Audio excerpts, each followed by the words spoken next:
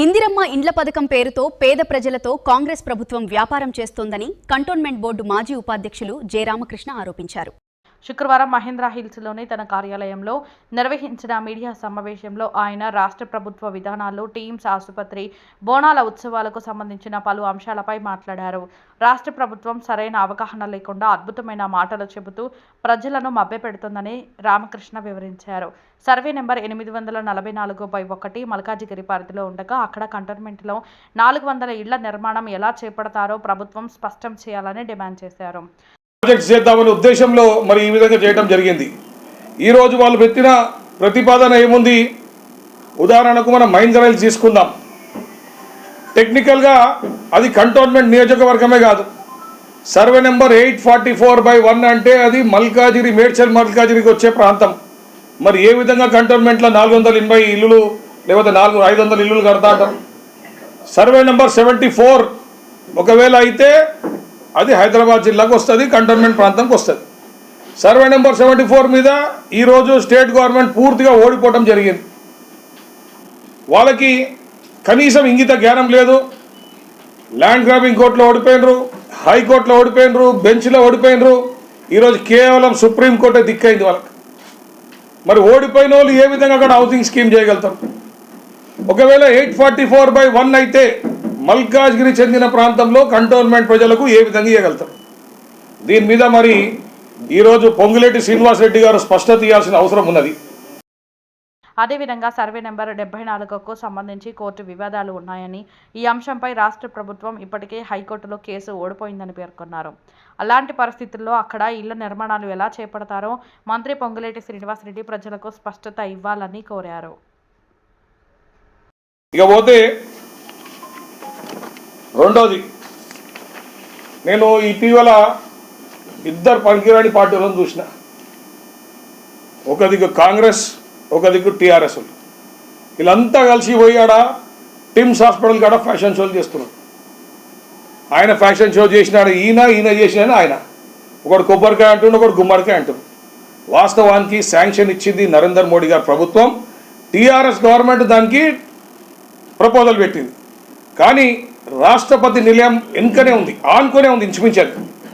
దాంట్లో unconditional sanction ఇచ్చింది నరేంద్ర మోడీ గారి ప్రభుత్వము. ఆర్మీ అధికారులు ఒప్పించి 22వ సంవత్సరంలో శాంక్షన్ ఇచ్చింది. ఆ రోజు శాంక్షన్ ఇచ్చిన దాంట్లో నేనున్నా. ఈరోజు వాళ్ళిద్దరు కూడా అస్సలు విషయం మర్చిపోయినరు. కంటోన్మెంట్ ప్రజలకు జరగబోయే ఇబ్బంది ఏంటి, లాభం ఏంటి మర్చిపోయినరు. ఆ రోజు శాంక్షన్ ఇచ్చేటప్పుడు నేను వైస్ ప్రెసిడెంట్ కింద ఉన్నా, మెంబర్ కింద ఉన్నా, వాళ్ళకి కండిషనల్ శాంక్షన్ ఇవ్వడం జరిగింది. ఏది రాష్ట్ర ప్రభుత్వానికి టిమ్స్ కట్టాలంటే మీరు దాదాపు 1000 పడకల 500 పడకల మీరు ఏమైనా కట్టుకోండి, కానీ మీ సివరేజ్ అవుట్లెట్ ఉందో అది మా కంటోన్మెంట్ ప్రాంతంలో మొత్తం మీరు ఇంప్రూవ్మెంట్ చేయాలంటే టిమ్స్ నుంచి కంటోన్మెంట్ ప్రాంతం దాకా మీరు తీసుకుపోయి నియర్ బై జిహెచ్ఎంసీ అవుట్లెట్లో కలపాలా. అంటే జిహెచ్ఎంసీ ప్రాంతంలో కాదు, జిహెచ్ఎంసీ అవుట్లెట్ ఉంటుంది కదా, అక్కడ దాకా మీరు యూజీడీ డెవలప్ చేయాలా, బాక్స్ డ్రైన్ డెవలప్ చేయాలని కండిషనల్ శాంక్షన్ పెట్టిన ఏకైక వ్యక్తిని నేను. దాని కింద నీకు చెప్తున్నా, నేను అందరు పార్టీలకు పిలుపునిస్తున్నా, మీరు ఈ పని చేయండి. ఎందుకంటే టిమ్స్ హాస్పిటల్ వస్తే సంతోషం, ఇన్ఫ్రాస్ట్రక్చర్ డెవలప్మెంట్ అనేది జరగాల. జరిగినప్పుడు కంటోన్మెంట్ ప్రజలకు నష్టం కూడా కావద్దు. ఆ సివరేజ్ అవుట్లెట్ అంతా కూడా దూరదృష్టి ఉండాలి ఒక లీడర్ అంటే. ఆ రోజు దూరదృష్టి పెట్టుకొని కండిషనల్ శాంక్షన్ ఇచ్చిన ఆ రోజు బోర్డు మీటింగ్ ప్రొసీడింగ్స్లో ఉన్నాయి, వాళ్ళకి శాంక్షన్ చేసిన లెటర్లో ఉన్నాయి. నేను కాంగ్రెస్ నాయకులకు మరీ ముఖ్యంగా హెల్త్ మినిస్టర్కి చిత్తశుద్ధి ఉంటే మీరు ఆ అవుట్లెట్ కూడా కట్టండి. ఇంతవరకు పని స్టార్ట్ కాలేడా అది చూడాలా. బాధ్యత గల మనుషులు కంటోన్మెంట్ ప్రాంతానికి నష్టం కాకుండా చూసుకోవాలా. ఏదో మీరు ఫ్యాషన్ షో చేసి నేను కొబ్బరికాయ కొడతా, ఇంకోటి వచ్చి నేను గుమ్మడికాయ కొడతా అంటే నడవదు. అందరు కలిసికట్టుగా రాండి. నేను అదేవిధంగా ఈటల రాజేందర్ గారికి అప్పీల్ చేస్తున్నా, మా ఎంపీ కాబట్టి అన్న మీరు కూడా రండి. మీరు వచ్చి ఇక్కడ హెల్త్ మినిస్టర్తో మాట్లాడండి, స్టేట్ గవర్నమెంట్తో మాట్లాడి ఈ యొక్క యూజీడీ ప్రాజెక్ట్ కంప్లీట్ అయిన తర్వాతనే దీని ఇనాగ్రేషన్ కావాలని చెప్పండి. లేకపోతే కంటోన్మెంట్ ప్రాంత ప్రజలు తీవ్రంగా నష్టపోతారు. మరీ ముఖ్యంగా జనప్రియ హౌసింగ్ కాలనీ కానివ్వండి, అయ్యప్పస్వామి టెంపుల్ ఇంకా దిక్కు అంతా కూడా లోతట్టు ప్రాంతం. ఇప్పటికీ ఆడ రైల్వే ట్రాక్ పక్కన ఓ చెరువులాగా సివరేజ్ వాటర్ ఉంది. మరి దీన్ని అన్నిటి కూడా తీసుకుపోయి జిహెచ్ఎంసీ అవుట్లెట్ దాకా కలిపేదాకా మనం అందరం కలిసి పోరాడాల్సిన అవసరం ఉంది. తప్పకుండా గవర్నమెంట్ మీద ఒత్తిడి తీసుకొద్దాం, ఈ యొక్క పని చేద్దాం. ఇకపోతే ఫైనల్గా నేను అనేక సంవత్సరాల నుంచి పోరాటం చేస్తున్న కంటోన్మెంట్ ప్రాంతానికి న్యాయం కావాలని. నేను ఈరోజు పొన్నం ప్రభాకర్ గారిని అడుగుతున్నా, మీరు ఇప్పుడు గుడ్లకు చెక్కులు ఇస్తున్నారు. కంటోన్మెంట్ ప్రాంతంలో దాదాపు 200 పైన గుడ్లు ఉన్నాయి. మా ప్రాంతానికి గత అనేక సంవత్సరాలుగా అన్యాయం జరుగుతుంది. మాకు 50 లక్షలు 55 లక్షలు మొన్న దాదాపు 70 లక్షల దాకా వచ్చినాయి. ఎవ్రీ ఇయర్ కొంచెం 10% పెంచుకుంటూ పోతున్నారు.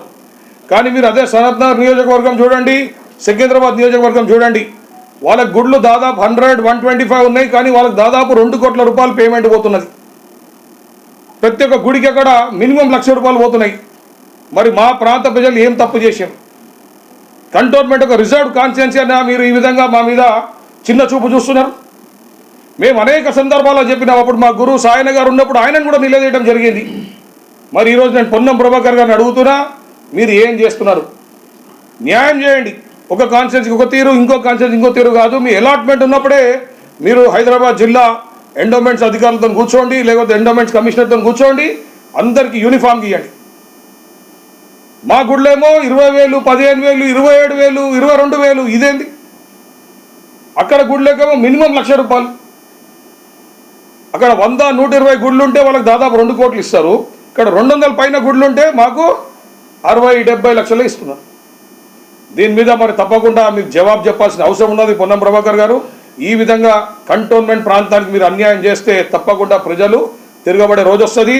మీరు 2,000 ఇచ్చి గెలుస్తా అని అనుకోగల, ఈసారి 5,000, 10,000 ఇచ్చినా కూడా మిమ్మల్ని తిరస్కరిస్తుంది. తప్పకుండా న్యాయం, మీరు జవాబుదారితనం తప్పకుండా మీరు ఇవ్వాల్సిన అవసరం ఉన్నది. ధన్యవాదాలు.